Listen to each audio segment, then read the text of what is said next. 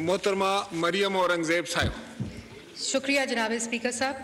जनाब स्पीकर, आपकी इजाज़त से मैं ऐवान के अंदर एक करारदाद पेश करना चाहती हूँ, अगर आप जी इजाज़त है जी, कीजिए। शुक्रिया स्पीकर साहब। ये ऐवान सियासी मामलात में अदलिया की बेजा मदाखलत को सियासी अदम इस्तेहकाम का बाइस समझता है। ये ऐवान सुओ मोटो केस 1/2023 में 4 जज साहिबान के फैसले और राय की तायीद करते हुए इस पर अमल दरामद का मुतालबा करते हुए ये तवक्को रखता है कि आला अदलिया सियासी और इंतज़ामी मामलात में मदाखलत से गुरेज करेगी।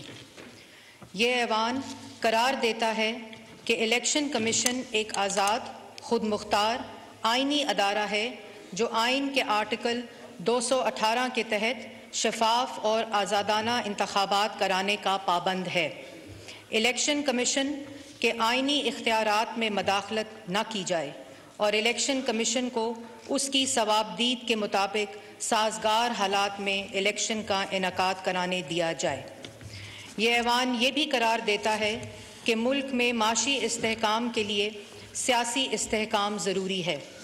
ये ऐवान समझता है कि आर्टिकल 218 की रूह के मुताबिक शफाफ और आज़ादाना इंतखाबात के लिए आर्टिकल 224 पर मुकम्मल तौर पर अमल करते हुए तमाम असम्बलियों के इंतखाबात बैक वक्त गैर जानिबदार निगरान हुकूमतों के तहत होने चाहिए ताकि हकीकी सियासी इस्तेहकाम की तरफ बढ़ा जा सके। ये ऐवान करार देता है कि वो दस्तूरी मामलात जिनमें इज्तमाई दानिश दरकार। आपको बताते चलें कि स्पीकर कौमी असम्बली राजा परवेज अशरफ ने वकला के तहफ़्फ़ुज़ और अदालती इस्लाहात के दोनों बिल्स वज़ारत कानून की कायमा कमेटी को भेज दिए हैं। इसी पर बात करने के लिए इस वक्त हमारे साथ मौजूद हैं माहिर